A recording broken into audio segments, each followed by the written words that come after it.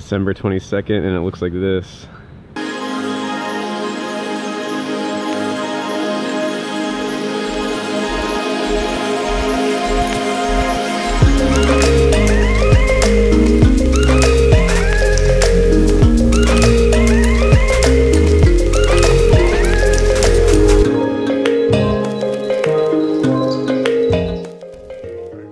So Q4 is coming to a close. Now, technically there's still a week of the year, but really it's the past 30-day period that is Q4. So today I wanna just run through how it really went.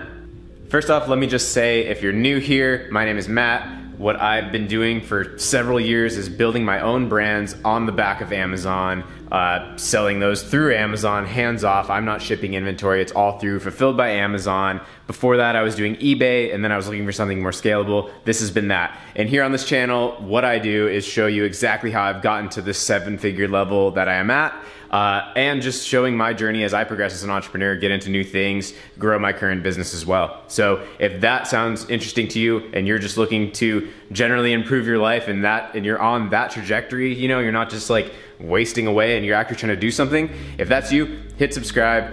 There's a lot there already for you to check out, and I really think you'll enjoy it. So first off, like you probably already saw the title or the thumbnail, and you're probably thinking that the numbers are really great, and they are, but I'm actually a little bit disappointed, truthfully. I expected more of a percentage increase because this Q4 was pretty much on par with last Q4 for me, but I think what really made it feel a lot different last year was that at the beginning of 2016 was really just when things were starting to get seriously rolling for me. Like, my numbers from just January to the middle of 2016 increased so much, and then December was so big that like December compared to January was probably like, you know, I don't even know the number, but probably 20 times more. Like, it was just so outrageously bigger. Whereas this year I was doing really steady and solid all year long. And then so Q4 seemed like less of a hit. Now it was probably still 3 to 4x a typical month, for example. But I was really, I had my hopes set so tremendously high. Like, I thought I had the potential to do $1 million just in this period. I really thought that could potentially be possible. But, you know, I guess a lot of deals didn't pop as much as I thought they would, and truthfully, I could have gone a lot harder with marketing, but I've been just so busy with a lot of new projects, YouTube, other things that you see me doing now, and so I slacked a bit on potential external marketing that I could have been doing to really amplify this high buyer intent period of time. And I think also is that one of my brands has taken such precedent, and I think that one is actually a little bit less of a Q4 type of item, a little bit less giftable than the items I was focused on more a year or two ago. So I think the percent increase seems a little bit less of a major impact now. Now that said, I still did about $400,000 just in the past 30 days. That is tremendous. Now, of course, you guys know, you're smart.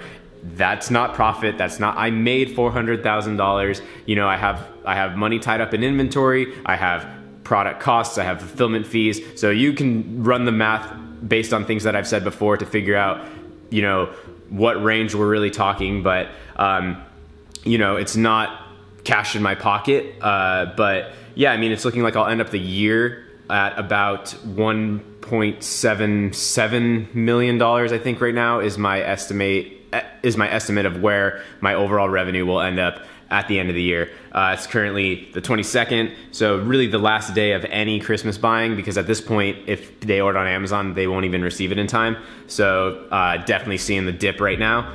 And yeah, I mean, it's been really solid. I've been probably pacing $10,000 to $20,000 per day, a couple days bigger, a couple days less. And yeah, Q4 is a phenomenal time to be selling products. I mean, it's so, I mean, even with less of a percent increase than I expected, you can see that it was still basically a quarter of my yearly sales, which is tremendous. So yeah, I mean, this is a whole nother topic, but you could build easily a 6 or 7 figure business just off focusing on seasonal things. Now I think that's riskier because you have to play with cash flow. You have to play with more of a prediction because you don't know exactly what's going to sell because it's not something consistently. So you have to kind of like hedge your bets more.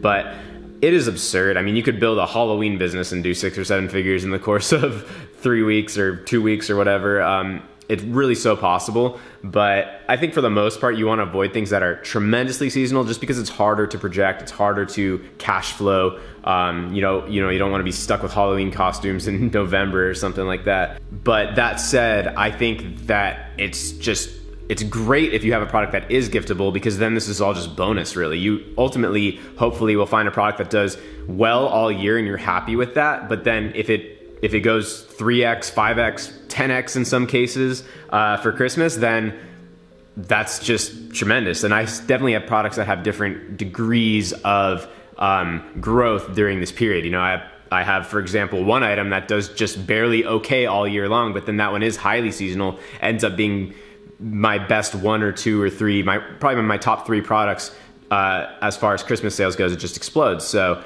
you know, that's all bonus and that's all great. But you don't want to be just purely relying on it. In my opinion, that's a risky position to take. So one question I get a lot at this time of year is like, do I wait to get started? Like is Q1, meaning January, February, March, is that a bad time to get started? And like the answer to this question, I mean, to me, that's a really weird question. The obvious answer to that is that it's always going to be the sooner the better, right? Because like, look, even if January is, say, hypothetically the worst time of the year to sell, and it's not, by the way, you're still going to be more established and have some traction going into the better times of the year, right? So, like ultimately it doesn't make any sense to just wait to launch. It's never going to make sense to wait to launch. So if you're looking to get started, you should be launching as soon as you can, no matter what time of the year that is, and then just taking a longer term approach such that you'll be ready for the popular times, and then you'll hopefully have traction, you'll have an established listing, you'll have maybe multiple products by then, and you'll just be way better off, way more prepared to actually capitalize on these periods of time that are so much more lucrative. So it's never gonna make sense to wait. Then you're just like, I don't even get it. But if you're having that question in your head and you're thinking, oh, should I wait until, July to launch instead of January? The answer is for sure no, because if July is the best time to sell, then you wanna be trying to get some traction until July such that you'll be in a better position to actually be there, established. You'll have some reviews, you'll have some rank history, you'll have traction, you'll have past customers. You'll just be in a way better place when the time period actually hits. So what else is going on? Today I've just been, just getting a little bit of work done, pretty quiet, letting everything come to a close.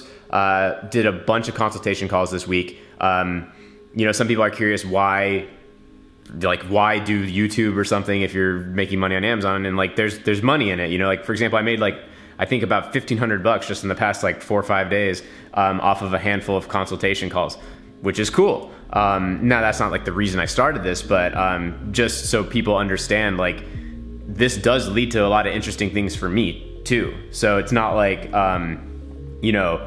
people become really very skeptical of well, what are people doing by giving away the secrets or whatever? And it's well, a lot comes back to you when you give to other people. That's what I find happens again and again and again in my life. The more you can just put out there and help, it comes back to you.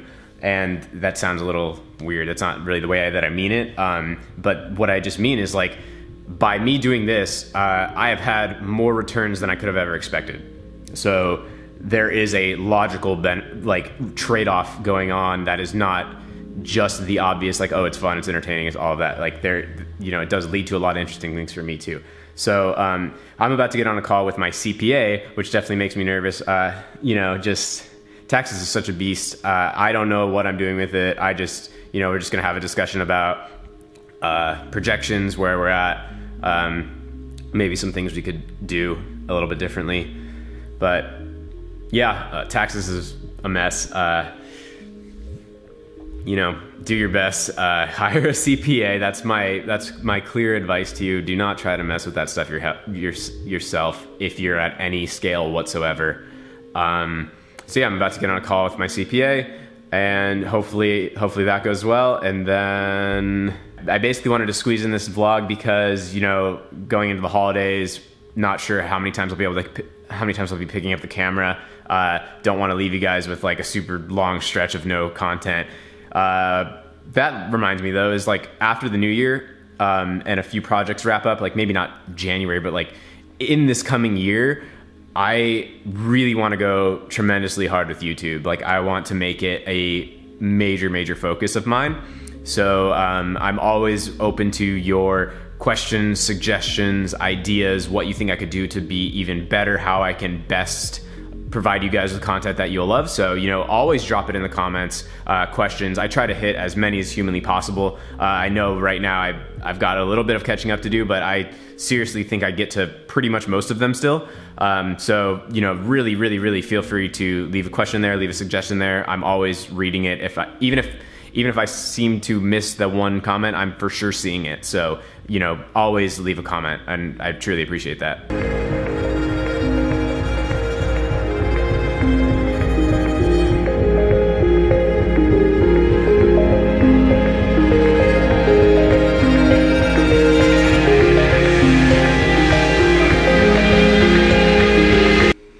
All right, so just got off the phone with the CPA. All's good. No surprises really. What I expected. You know, it's been a couple years now. All I really have to say on that is like make sure you have somebody working with you that knows what they're doing, and don't try to figure stuff out yourself, because taxes are weird. Nobody really knows what they're doing. So find somebody who it's their career to do that. Let's hop into my Amazon seller account and I'll show you my last 30 days, how I was mentioning. All right, so it is about 4:18 p.m. right now. You can see I'm at 6,800 for the day, which is obviously below the recent trend. Like I said, the 22nd is really where it really starts falling off. I mean, the 21st is really solid, but then that's really the end of it. So you can see 19,000 yesterday. Today I might end up at, I don't know, maybe like 9 or 10. We'll see. But anyways, what I really wanted to show is a 30-day period from now. So I'm gonna go into custom. I'm gonna take through today, and so that's 22 days, 23, 24, 25, 26, 27, 28, 29, 30. Gonna hit apply, and boom, I'm looking at $403,000 in sales in the period of November 23rd to December 22nd. That should be 30 days. Yeah, I think so. So, yep, 403,000, which is pretty sweet. I can see it consistently. Last year, you can see as I mentioned before, my Black Friday and Cyber Monday were absurd. This year is just more of a consistent climb, but pretty much on par overall, as you can see. I might as well just show you my year to date. So gonna apply, and boom, $1.75 million. So that is pretty cool. Definitely, as I said, I was really hoping to hit over 2 this year, but it's still really good. We'll see. You know, going into the new year goals as far as Amazon, I'm definitely gonna just be doing more of what I've been doing. Right. I'm really going to look into more products. One place that I'm looking that maybe you wouldn't necessarily look if you're just starting out is more expensive products. Now, right now, I really am in that sort of typical $15 to $40 or so range, but I'm starting to look into products that are 50 to 100, 100 to 200. The problem and the reason that like most people can't get started there is because those require a ton more investment, because if your product cost is, say, you know, $75 a unit or something, you know, go try to order 1,000 of those or something, you know. The numbers, it's just a hard game to play. So, you know, you have to kind of level up. With everything in business, you should always be trying to level up. It's not the first thing that succeeds. You got to roll the first thing into the second thing prepares you for the third thing. You're playing for life.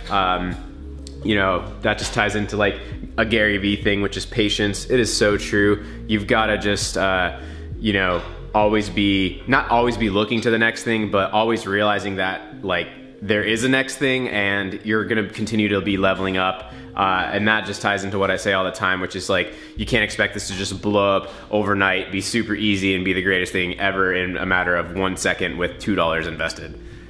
Stop looking for those. Starting to look nice. I'm about to hop on a last minute live stream on YouTube, do a quick Q&A. For those of you that are missing it, make sure you hit the bell, then you'll know when I'm doing it.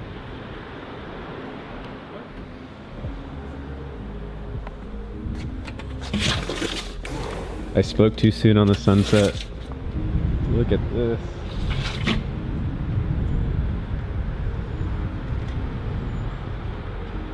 So fucking beautiful.